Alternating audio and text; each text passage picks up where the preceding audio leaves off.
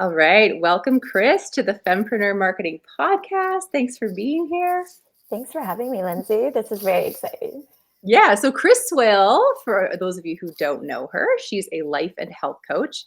She has many, many certifications. And, Chris, why don't you just jump right in and introduce yourself and tell us all about your many skills and talents? Sure. Well, I am Chris, the girl, and I am a life and health coach. I am also trained as a functional nutrition counselor and a sleep and stress recovery coach. I am trained and certified as a personal trainer, a group fitness trainer, and I used to be a bar instructor. A lot of these things I became very interested in because, I've always been very active in my life, but when I found problems that I needed to fix and started getting the help, I then became so obsessed with the changes I've seen. So I thought I got to get trained and help other people too. Yeah, absolutely. And everyone watching or listening will notice that we do have the word perimenopause in the title. Mm-hmm. And so that really comes down to a big part of why you started your business. So tell us about what you went through that resulted in you getting all these certifications and wanting to help women in the way that you do. Yeah, so this is the newest phase, and because I am a mom with 3 kids, and right now they're 8, 10, and 12. So not babies, but they were quite. They were younger when I started going into perimenopause, and I had no idea what was happening because I was 41, 42, and it was not on my radar. And, I was just getting out of the weeds of baby and toddler stuff and thinking, this is like the great years. I'm going to be able to just enjoy my kids and everything for a bit. But my body just kept getting hit with all these different symptoms. And it took a while because I think when we think menopause, we think hot flashes, missed periods, right? But there are a host of other indications. And anyways, I've learned along the way that some of these things can show up for several years before you see those typical symptoms. And just like I said, it wasn't on my radar. So I was just getting hit by, insomnia, by joint pain, by back pain, and acne, and all these things. I'm like, what is going on? Until I finally started getting the hot flashes and went to my doctor and found out I was in perimenopause. Were you in a phase for a while there where you were worrying that it was something bigger, more like maybe neurological disease? Like, Yeah. did you go through a phase of like full on fear that this was like an actual forever Oh, fatal illness? 100%. I went to several different specialists. I saw rheumatologists and bounced around a lot to a lot of the different autoimmune doctors and specialists. And actually, it's not been ruled out, I guess, 100%, although I think I'm sort of ruling it out because, or at least I may have it, but that's not the reason for a lot of the things that have been happening in the last 3 years, I guess. And because I didn't fit in any box. And that's why one specialist or doctor would recommend me to another one and then to another one and to another one because nobody could diagnose me. And I guess it wasn't really on any of their radars either that this 41-year-old woman is experiencing quite severe perimenopause symptoms. Right. And then yesterday, was it yesterday? It feels like it's been forever. I know. Your workshop. Yeah, I know. It feels like it was so long ago. A lot of life has been lived. These 24 hours have been packed, but yeah, it was yesterday. I held my first women's health perimenopause webinar or workshop, and yeah, I'm hoping to do a bunch more of them because I think this is a topic. Honestly, I think this topic should be taught in the schools. When we know more about our bodies, how they function, how they're going to function, or the transitions they're going to be going through, Right. then we have more power and we can advocate for our own health. And this perimenopause, I will say that actually since I've been going through my journey, particularly in the last I'd say 6 to 12 months, now it's becoming mainstream. And every time I see it, I'm like, yeah, when I see somebody post something about menopause. And but before that, there was a real stigma to it, and there's a real just a real culture around not talking about it, or that it's this horrible thing when it's not. Like, it's a big thing, and it can be a bit traumatic, especially when we don't know where to turn. Our concerns get dismissed a lot, and so we just don't feel the support, and then we feel a lot of shame about it. But like, this is a natural process that 50% of the world's population goes through. So it needs to be a conversation, and we need the knowledge around it so it doesn't feel scary. Yeah. And I mean, I'm excited to have you here on the podcast for many reasons. And, of course, hearing your business journey, which we're going to dive into more here in a minute, but also just because most of the women in this community are 40 plus. And so I really want to just make sure that they know that you're available as a resource. You have another free workshop coming up on November 28th. So you can go to a littleBitBetter.ca to learn more about that. And yeah, and then of course we're going to talk about your business stuff too. But know that Chris is very versed in all this fun stuff that happens to the changing female body, and she has all the training as well. So, do you want to actually take us back to when you were a little girl, like maybe even as a teenager, and just kind of who you were? Did you see yourself being an entrepreneur? Did you see yourself serving women? Like, did you get a bit of a glimpse of your future at that age, or what were you thinking you were going to be when you grew up? Oh, I love this question. I've never been asked that before. I think, to be truthful, I didn't really know what an entrepreneur was, but I think that is what was always in my heart. And I think I've always known that that's who I am. So when I also, I should let everyone know, which might explain all my certifications and my energy, is that I have ADHD, but I only found that out when I was, I think, also 42. It was a big year for me. And so. But you said I think we talked about this, and you said you weren't shocked by that information. No, not at all. And it's typical. Apparently, it's like it is the number one age group is late 30s, early 40-year-old women are getting diagnosed because they're taking their children to get diagnosed. And this exactly is what happened to me. That as I was going through the process with my son, I was like, reading all the questions, and it can show up very differently in females. And so but a lot of females do have ADHD. I'm not saying you have to have it to be an entrepreneur, female entrepreneurs. And you certainly don't need to have it, of course. But I think that it is, and probably males do too, actually, who are entrepreneurs. But it's just because we're often very creative, and we think fast, and we have these ideas. And so I was always like that. I always saw things when I was younger, and I was like, oh, but what if we did it this way? And then another part of my personality was that I always knew I wanted to help people, but I didn't know how. And I give to charities a lot, but that was something that I always did, even when I had no money. I think one of the first things I did when I was 18 is I sponsored a child, and I have kept that up. I still sponsor children, and my children are not sponsored anymore because they've grown past the age of sponsorship. And so I've always wanted to help. And so, I think that is part of my personality. And then my self-development part of my personality, it all just, and my physical health journey, like all of this just melded together. And here I am now doing what I do. Well, one thing I learned about you yesterday that I didn't know, and it makes total sense, is that you were a high-level gymnast. Oh, You were like a very high-level athlete for a period of time in your life. And I do know that that's a commonality with like high-performance entrepreneurs, is that they have that history of knowing how to really bust their ass and see a goal they want to achieve and get there. And I can't say that I have that. I played basketball, but I sat on the bench more than anything.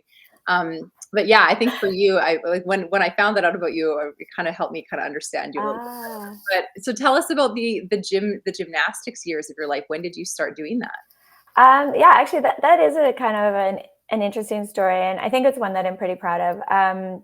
Probably one of my first times I acknowledged that I was proud of what I had worked hard to achieve. So I actually started gymnastics quite late. I think I was 10, and usually when you're going to go into competitive, especially gymnastics, you need to have identified when you're 6 or 7. But I was a very athletic kid, and I just I fell in love with gymnastics. And I think it was actually because of the Olympics. I think it was an Olympic year. So I signed up for gymnastics, and I worked really hard, and I made it to the pre-competitive group, but it's still pretty casual. I mean, they do put people there to train to get them ready for competitive, but I was one of the older girls, because there were younger girls that they were really, keeping their eye on. But I guess I wanted it really badly. So I was working really, really hard, and I was really coachable, and I was listening to what they said. And I didn't whine when they said do extra handstands or, splits or whatever. So I spoke with them, and we decided, okay, let's try this out. You're a little old to be starting, because by that point, I guess I was 11. But we did it, and I loved it, and I worked really hard, and we were in the gym. I had great coaches. Honestly, they were the best. Shout out to Kim and Frank. But they were so good at whole health too. And so we didn't work as long hours as some of the other gymnasts, but when we were in there, we knew we were there to work. And so we just concentrated on what we had to do. They always made sure that we were eating healthy too. Or in eating in general. Nobody was allowed to be starving or doing unhealthy things with their bodies. And yeah, so it was just it was a really nurturing environment, despite the fact that it was really competitive. And I feel like it was just really well suited for my personality, and because I really wanted it. My parents didn't put me in it because it was their dream, which happens a lot, in sports. That I saw it. It was my goal, that I wanted to get to this level. And yeah, I ended up being a national level athlete in power tumbling. So that was pretty cool. What is that one? Describe what that is. So power tumbling, I know it's kind of this weird one nobody knows about. I've been out of it for a while, so I don't know if this is still the case, but I imagine it probably is. Trampoline and power tumbling always had their competitions together. So the gymnastics that everybody knows about is called artistic, and that's the bars, floor, vault, beam, that kind of gymnastics, which I did do as well at a provincial level. But power tumbling is it's a bit of a bouncier floor, and it's about the length of 2 tractor trailers, end to end. And you just run, and then you do eight moves down the track, and they land. No music, no dance. It's just power tumbling. So it's big moves, and so you become a wheel and you spin. Yeah. I mean, you with a forward trajectory, so you're not in one spot. But yeah, I mean, look it up afterwards. It's pretty cool. I'm going to. That's neat. I didn't know that was your sport. Okay. Yeah, no, it's pretty cool. And so that's what I did, and that's what I did when I got to compete nationally, which was pretty cool. That's very cool. I don't know why I'm forgetting, just blanking out, but I think in my division I came 5th in Canada, and that was my claim to fame. And I'm and retire. But it was too bad, because the year we were hoping that it could get into the Olympics, and it still isn't, obviously, or else people might know about it. We were excited when trampoline got in and hoping we could too, but unfortunately it didn't happen. But yeah, that's pretty cool. That's really good. Yeah. So you, I think it sounds like you were coached by some pretty impressive coaches, and you learned how to be coachable, and you learned what a great coach is from experiencing it firsthand. So what are some of the coaching skills and the positive aspects of your childhood coaching experience? What are some of those ones that you brought into your work as a coach? Oh, I love this question. And you know what? You're thank you, because you helped me connect the dots. I actually didn't, I always knew how much my coaches meant to me, but I actually didn't really connect the dots, that they were my mentor coaches into what I do. And so actually that's a really cool realization. So thank you for that. I think what I took from them and their style is that, we knew when to work, but we also didn't take ourselves too seriously. So we had a lot of fun.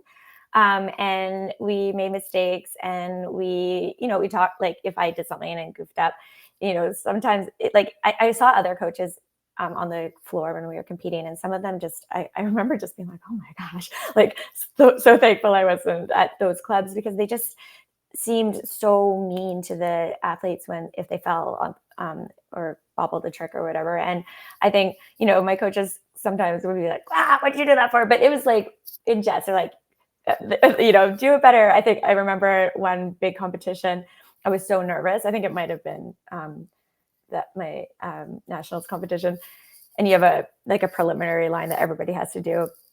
And I did it like so. And my coach, I think Frank, is like, okay, head case. Now that we got that out of your system, he's like, ready for line 2. And we just so we acknowledged it wasn't my best run, but it's not the end of the world. Like let's focus forward. And so I think that I try to take a lot of that is like never take myself too seriously. Obviously, I take my clients seriously, but I'm not going to reprimand them because I want the journey to be good and fun for them in as much as it can be fun. I mean, sometimes things are deep and tricky and hard, but we try not to make light of things, but to keep things light where they can be light. And I think that just really helps people feel, I guess, supported and takes a bit of pressure off, I hope. Yeah, and I forgot. I thought of something else, and I totally forgot what I was going to say. Okay, well, you can wait for it to come back to you. I have another question that might trigger that. About your podcast. So you have a podcast called A Little Bit Better, and I love the episode about kindness. You recorded it, I think, right before Christmas, so it was kind of a bit of a like preparing for the new year episode. And I'm just curious to know where, like, it sounds like your coaches were firm yet kind when you were in gymnastics. What other role models have you had in your life that you feel have really done a great job of teaching you how to be a great coach and even to be a great coach to yourself as someone who's kind to yourself and others? Where did you see that growing up? Oh, that's a good question. I mean, the obvious is, my mother, and I'd say both my grandmothers as well. They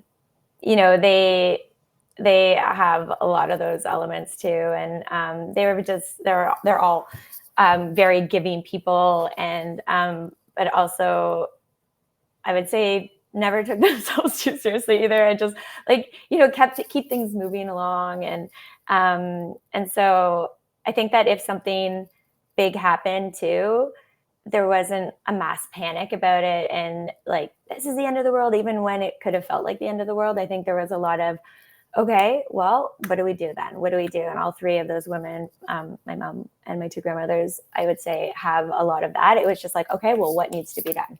Yeah. And so I think that is also how I am too. I mean, like we will obviously it's healthy to talk about things, but you don't want to stay talking about things in a circle where you're not coming out of it. So I think that we don't like when I'm coaching and stuff, we don't need to just rehash things that don't work. We can be like, okay, what didn't work? Why?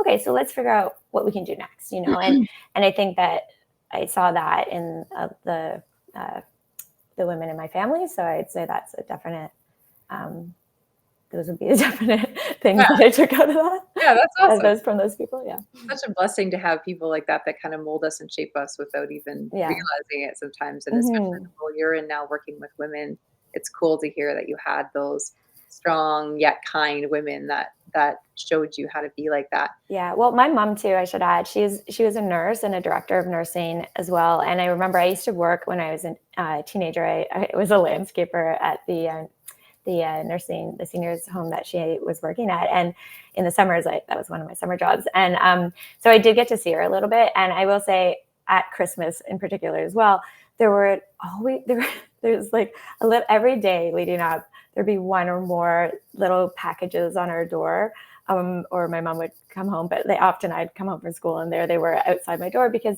my mom was so kind, and she she had so much empathy too around the residents in the home. And so she treated them all like they were her mother, and I didn't know it broke her heart for the residents who didn't have as many visitors, but she always spoke to them like they could hear, even if she wasn't sure they could, and like they were, there and present, and she just never spoke down to them, she didn't ignore them when she was in the room. She wasn't too busy just like do my thing. Like she'd come in, hi Ethel, looking great, and it just like I just think that was really appreciated by her, and that's why I wasn't surprised when she get all these little gifts of appreciation. would show up. And so I think like, she showed me that she was a leader and a caretaker and could do that with like a ton of kindness and empathy. That's really awesome. Mm-hmm. Okay, so when did the light bulb, some people say go off, I like to say turn on. When did the light bulb turn on for you? Meaning, when did you say, I got to take all this horrible shit I've been through, like health-wise, and like all the realizations I've had, I need to get certifications. Like, at what point were you like, this is a business, I need to do this as a business? Like, was there a day? Do you remember it being like an aha moment? What happened that made you take? Yeah. Well, I mean, truthfully, my business was built first before the perimenopause, like that part of it. That just became something that I was like, oh, I have an audience, I have the means, and this I think is information that is critical. But I actually, just to rewind a bit, like the reason I started my initial business, which was life coaching, was for that reason, was the ahas, where I was just feeling really like floating, and I just felt like I was spinning my wheels and life was passing me by and I was getting really panicky. And so I started being like a recipient of life coaching. And then I just loved the mindset stuff. And I just felt like I was able to forgive myself and release and then make plans to take action, to do what I wanted to do. And as I was doing these things, I'm like, oh my gosh, I need to share this with everybody else. So then I went and got trained as a life coach. And I guess because of my physical, I've always been like into like health and especially physical and nutrition as well. Like that I saw, and I just feel like mind and body are so connected that I feel like it's hard to have whole health, to be fully healthy, if one area of either your mental health or your physical health is suffering or is neglected. And so it came out of a need for me that way. And then as you know, so I've been working as a life coach predominantly. But what I noticed was that a lot, as I'm coaching women, a lot of times these little health things would come in, right? And whether it was, oh, like I'm not happy in my skin, or I'm gaining weight and I don't know what's going on. I'm not happy. I'm anxious. I don't know why.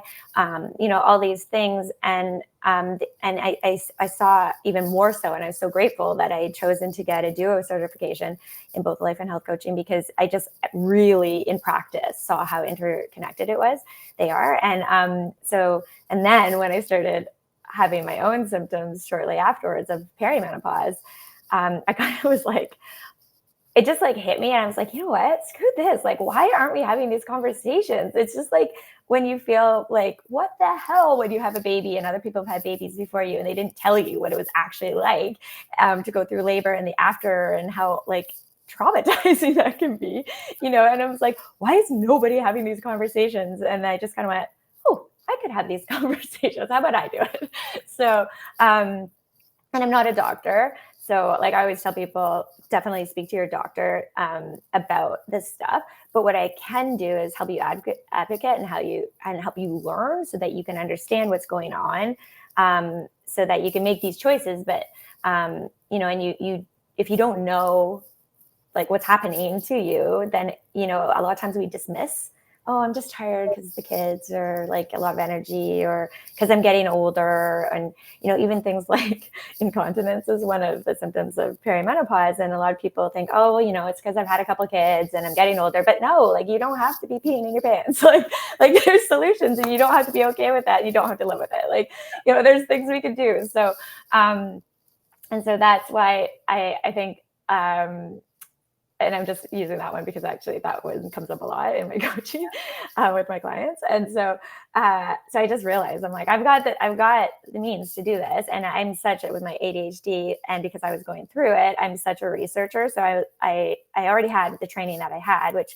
touched a little bit about it, but then my own experiences made me go, I need to know everything. And so I've just been on this journey of research. Yeah, I was like, give it all to me. And so I've been talking with doctors and specialists. I've been reading, and from female doctors in the US, Canada, the US, Australia, and the UK. So I'm trying to get like all the information. Yeah. And that was very apparent that you have a lot of information. yesterday at your workshop. Yeah, I might I need think to we got might need through to figure out how to pare that down a maybe little. 1/5 of the slides. I know.